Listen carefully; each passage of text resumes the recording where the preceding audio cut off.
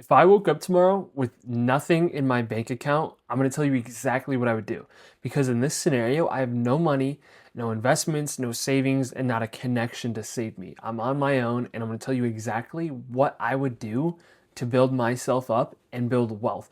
This isn't going to be a fun, glamorous explanation. It's going to take some time, but I think long term, if you have the discipline and you have the will, it is the right moves to be making. And I think this is going to be a very educational video for a lot of people out there.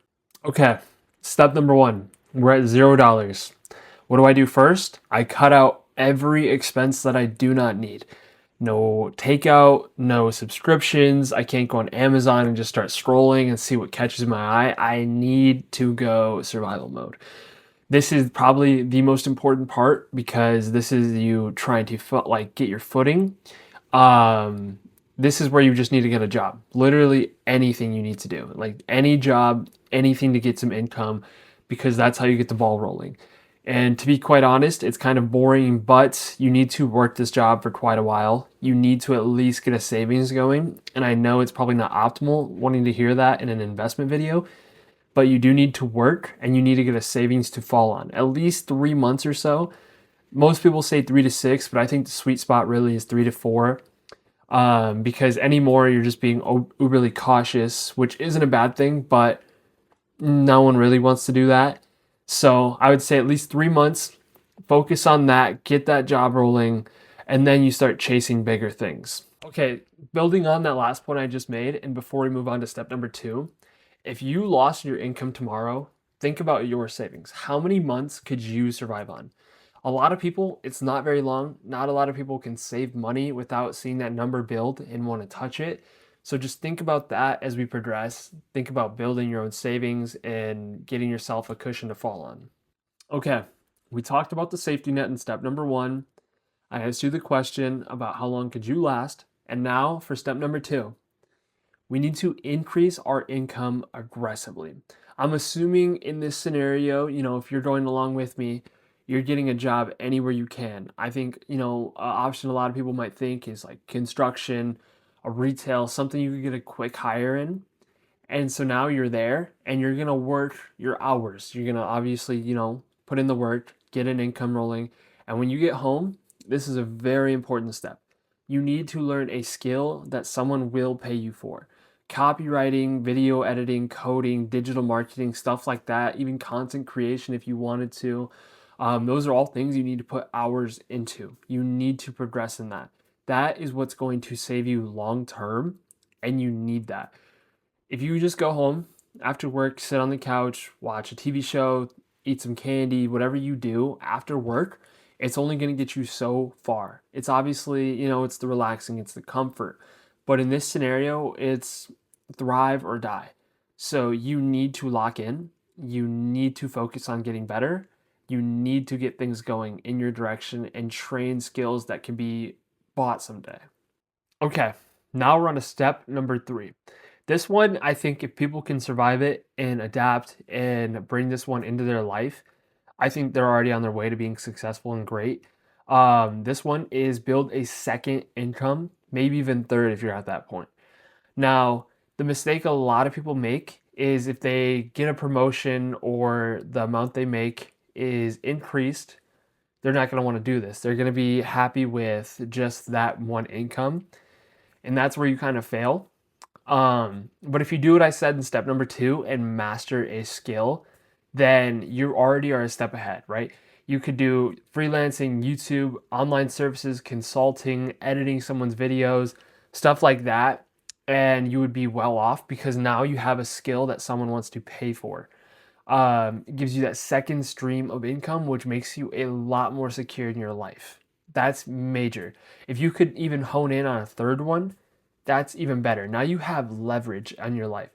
Now you have three different incomes piling up and you're sitting on a cash hill. But the question is, what are you going to do with it? Are you going to blow it all on whatever you want? Not optimal living, on the best cars, the best apartment, and then it just disappears because you can't afford to maintain it? Or are you going to be responsible with it and make it last forever? Okay, be honest. Next question. If your income did double, whatever you make right now, times it by two, Would you double your investments? Would you double what you spend on your expenses? A little bit of both? I honestly want to know what you guys would do. Okay, depending on who you are, you might find this to be the most boring step or even the most interesting. Now, I'm not going to go in depth on what to buy or what stocks to buy or index funds, ETFs, any of that. If you would like that, leave a comment and let me know, and I could make a video on that. But right now, I'm just going to give you the broad answer. You need to build your foundation. You have money to spend now on investments. You need to build the foundation of index funds, ETFs, the logical growth stocks, stuff you know will progress in the future, barring something bad doesn't happen to these companies. But now this is where you build foundation. It's not supposed to be fun. A very responsible way to handle this would be to automate it. This is where you will go into your brokerage and automatically pull X amount of dollars into it every paycheck, every other week, every week, monthly, whatever it is. I think automating it and automatically buying specific stocks is the right way. That is how your money just grows and grows and grows. Because if you forget, that didn't. Money's going to go in regardless, as long as you maintain that income. Step number 5, honestly, is more of like advice instead of a tip, I guess, or a step in the plan, but it's avoid those lifestyle killers. Now that you have money, this is where the responsibility comes in. Because if you are making money, sometimes people want to buy more expensive things. And now you're going to have notes you got to pay for, a better house, better apartment, whatever it is.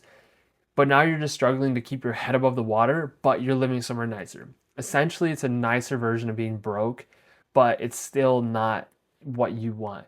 So, all in all, you just got to stay locked in, live within the means, live comfortably. Obviously, I'm not saying don't get nicer stuff. I wholeheartedly support that.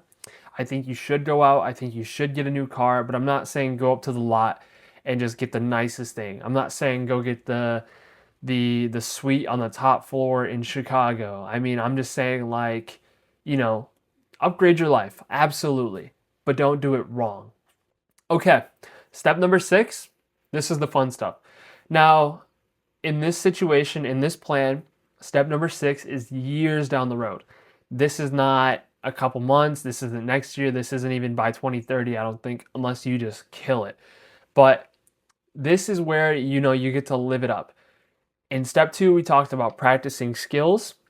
Those skills paid your bills, right? Obviously. But if you're a business savvy person, you are an entrepreneurial person, you probably started your own businesses. You built income off of that income.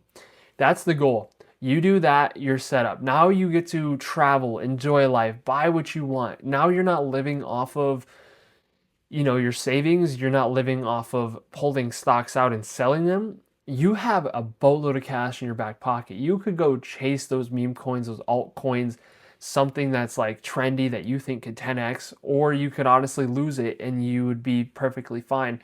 This is the fun stuff. This is where you do whatever you want. And most people want to start here. And honestly, it doesn't work unless you were obviously handed that stuff off a silver spoon. Most people, like myself, we got to earn it.